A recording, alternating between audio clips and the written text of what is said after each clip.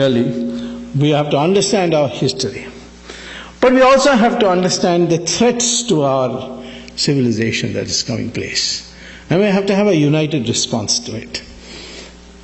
In private conversation, everybody talks to me about Muslims and the danger they pose and so on. Well, I suppose they are looking at this terrorism all over the world, and they are not ready like other people to make a distinction. And they generally say in a generic term the Muslims are terrorists, etc. But the fact is, you see, the problem with Muslims is not their terrorism. It's their religion is so clear-cut. And in a sense we should admire it because they know their mind. We Hindus are the people who don't know their mind. It's like Arjuna sitting in the middle of Mahabharata, in Kurukshetra, saying, "Shall I kill my brother? Shall I not kill my brother?" Or when Karna was down repairing his chariot, and he said, "Shall I kill him now? Is it proper for a Kshatriya to kill him?" Krishna had to tell him each time that he has to do it.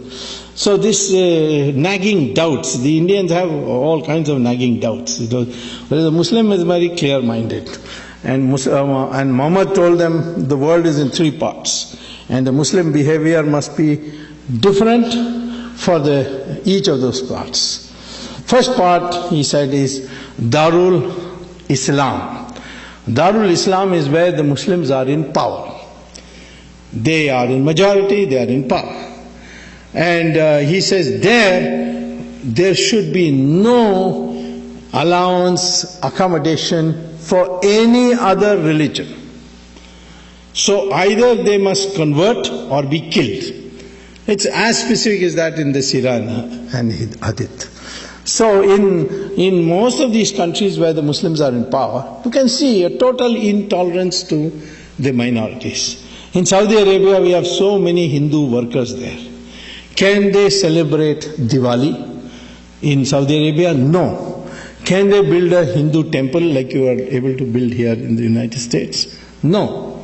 Can you even carry the picture of Ramchandra ji in your pocket when you go to work? No. And there are penal offenses if you do it. You can't even have Satyanarayana Puja inside your own house. Now, this is the position of Muslims when they are in majority. When they are in minority, as in India, they are demanding mosques, they are demanding their right to read namaz, the Friday holiday, etc. It's a separate code for marriage, and so on. So what the Muslims demand as a minority, they will not accept to give when they are in the majority. So that's you may not like this point of view, but there's clarity in that mind.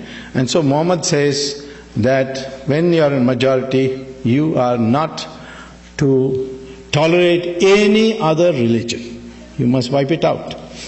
Second is that where the Muslims are not in majority, there Muhammad divided the world into two parts. And that is, first part is, which he called as Darul Harab. Darul Harab is where the Muslims are in a sizable minority and the majority is divided. The majority is confused, like we are today, like we Hindus are today. There Muhammad says that the job of the Muslims is to go on demanding more and more concessions by acting collectively and ultimately reach a point where they are able to transform that the society into a Darul Islam, from Darul Harab to Darul Islam. So when you look at the laboratory experimentation of this, selecting, looking for evidence, you see this very clearly. Take Kashmir. Kashmir is, the valley at least is a majority Muslim area. See what has happened to the minorities there. 500,000 Kashmiri Pandits have been driven out. All the temples have been destroyed to the extent that they can, where it's not protected by central police. And Hindus have hardly any rights. They are discriminated against, they are threatened. In Pakistan, it's very difficult to remain a Muslim. There are a few Muslims there, maybe a few Hindus, or like about 50,000 or so. Some say 500,000, but I don't know. But those who come from there tell horrible stories of what happens to them. In Bangladesh, in 1947, there were 32% of the population were Hindus. Today it's only 7%. Nobody talks about it. You see, they'll talk about Gujarat every day, but they will not talk about what's happening in Bangladesh. And it's not only states and countries. Even districts you will see this. If you go to, say, Mau in Uttar Pradesh, you can see it. Even you go to Kerala, in Malappuram, the Hindus are living there in utter fear. And they invited me recently to address a meeting, and I did go. And there I found that even though there's no such provision for such a law, and it's illegal to advocate it, Muslims have laid down a rule there that if any Hindu wants to sell a property in Malappuram, he has to sell it to another Muslim. So this is, you can see in a district. Even smaller you go down to Tamil Nadu. Total population of Muslims in Tamil Nadu is 5%. In one area near Vellore, it's called Mel Visharam, there is a town panchayat. In the town panchayat, there's 75% Muslim. And the local body's election, they come to power in the administration of that town panchayat. And they will not give any amenities of the town panchayat to these Hindu areas until they agree to convert. So they make it a condition. You convert, we'll give it to you. Otherwise, we'll not give you. I went there and I saw myself what was happening. So I went to the court and got a court order. And now, of course, the matter is rectified. But I can't do this on a micro basis. I did it as an example, but this is what's happening. This is the mindset of the Muslim. And finally, Muhammad says, if you are in a minority and the majority is united, then Muhammad says, surrender and don't argue with the minority. And that's what we see in countries where the majority is united. Australia, one day, Imam said that, I can't, it's intolerable to have a uniform civil code with the Christians in Australia. We need our own Sharia. And I appealed to the Prime Minister to give us Sharia. So Prime Minister was a lady, the next day said, if you want Sharia, my recommendation to you is to go and find another country, because in Australia, we are not going to give you a separate code. You will have only a uniform civil code. Now, immediately the following day, all the Muslim organizations passed a resolution saying that this Imam is an idiot or is an imbecile, he doesn't represent us. We are very happy with uniform civil code. So in Australia, the Muslims will accept uniform civil code, but not in India.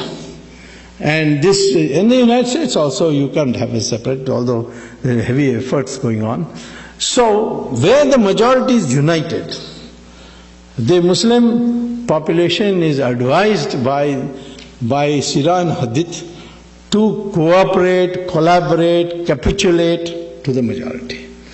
And I think there's a lesson for us in that unity. What is the problem today with India? There are all the time of accusation that politicians are, appeasing the minority, they are appeasing them to get votes, it's vote bank politics, so on. Well, I have talked to those politicians, like Maulam Singh, and I told them, what is this that you are doing? So he said, well, I can't get elected unless the Muslims vote for me. Because the Hindus will only vote, only Yadavas will vote for me. Others will not vote for me. So therefore I have to appease them. And the day the Hindus vote as one block, that day I will put on a tika and say, Jai Shri Ram, and come out of my house. Because I am interested in getting vote, and this is the way to get it. And I am telling you today that all this appeasement talk that You people are condemning. I see people condemning politicians for that. I am telling you that the day the Hindus will unite, all these politicians will change around, and they will start talking in terms of Hindus and what should be done for them. We are 80% or 80 plus, even today. And if of this half the population decides to vote for a party which stands for Hindus, that party will get more than majority of the seats. Majority is 272, but according to my calculation, you'll get 320 seats in the 544 member House of Parliament. So how is the Muslim responsible for our plight? It is we, for lack of unity, for lack of ability to vote, at least once, twice, as Hindus, and say that we, for the sake of protection of our civilization, we are going to vote for a party which will work for our interests.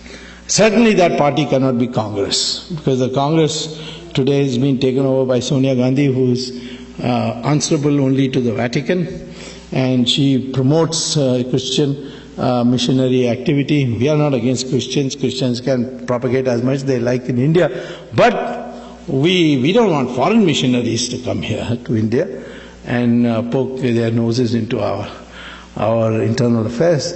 But she abets them, she brings them, so obviously voting for them is useless. The only grouping which can possibly work for Hindu interests would be the NDA, and there of course I'm hard at work. Certainly I can tell you, if both Modi and myself get together inside I'm already there, but in terms of decision making, there should be no doubt in anybody's mind that Hindu interests will not suffer.